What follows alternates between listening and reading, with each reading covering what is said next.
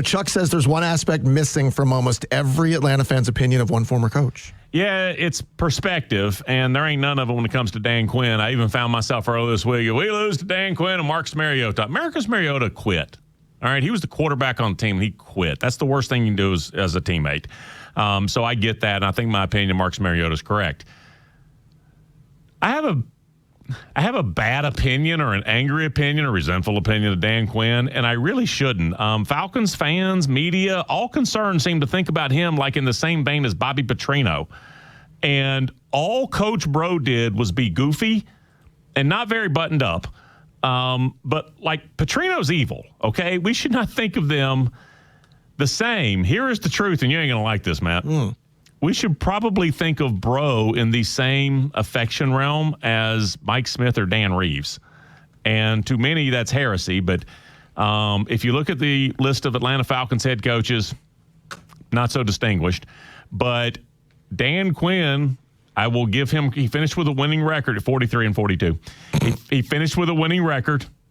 He was 3-2 in the postseason. Was he?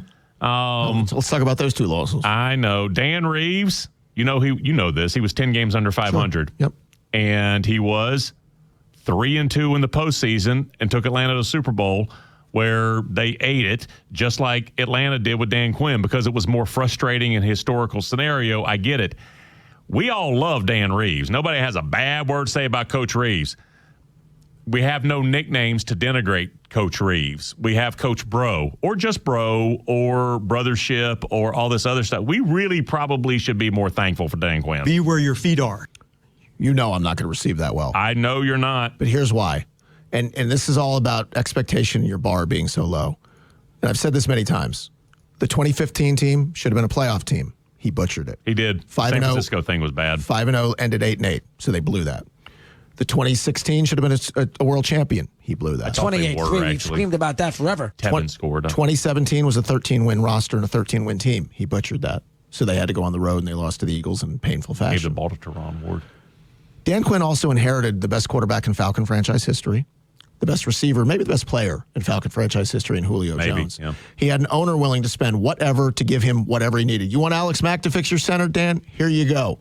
You want Mohamed Sanu for a number 2 receiver? Dan, here you go. You want this corner? You want that safety? I'm going to get. Doesn't mean Arthur made the best decisions, but he said to Quinn, you want it, you get it. Dan Reeves came in at a time where ownership, and we used to laugh at the ownership that owned that group. Called him the Clampets. Right. And they were trying to rebuild some stuff. And Dan Reeves took a team to the Super Bowl with Chris Chandler. Never forget. He took a team with a bunch of veterans, some aging guys. I know. Sort of an unknown running back. And I'm not comparing the two to tell you should like one more than another. All I'm saying is Dan Quinn's tenure at 43 and 42 is an abomination. That should have been a world champion. Could have been a couple of Super Bowl opportunities. Should have been 10, 20 games over 500. Should have been playoff wins. And we all have unforgivables in life. What happened in Houston's unforgivable. And he stood there like a bump on a log with that dumb headset on and allowed it to happen. So, no, I shouldn't be more thankful for him. F him. He made a wonderful hire at OC that I think was already, like, the fix was in. Everybody knew Kyle was the only good OC on the market that offseason. He wasn't really on the market. He was coming to Atlanta to be the OC. He was going to leave Cleveland, got permission to leave. And he wanted to coach Matt Ryan, I think. And maybe he looked at all this talent and was like, I can do stuff with that. And I can springboard myself. And, boy, did he. So Dan made a great hire, and they wrote it. I am just going to concentrate on the positives. Good luck. He finished with a winning record. Oh, God. Dan Ryan didn't. Okay. Same record in postseason. Okay. Both of them got to the Super Bowl. I'm just saying, I said perspective with Dan Quinn. Just everything counts. Perspective. The perspective is he lost the unlosable game. And he wanted good things for you. He told you to get after it. He told me to get after him. I told him to get out of town. That's why I don't want to lose to him on Sunday. But saying you need perspective. Run like hell. Be a little more thankful for this. A little more. F that guy. Brothership on 3. 1, 2, 3. Brothership. I wish he would lose a few more double-digit leads while he was here. I wish his team knew how to pick up an onside kick. I mean, like, I could give you a lot of wishes from Dan. I know. Perspective. Drove me away. I get it. You've angered me on a Friday.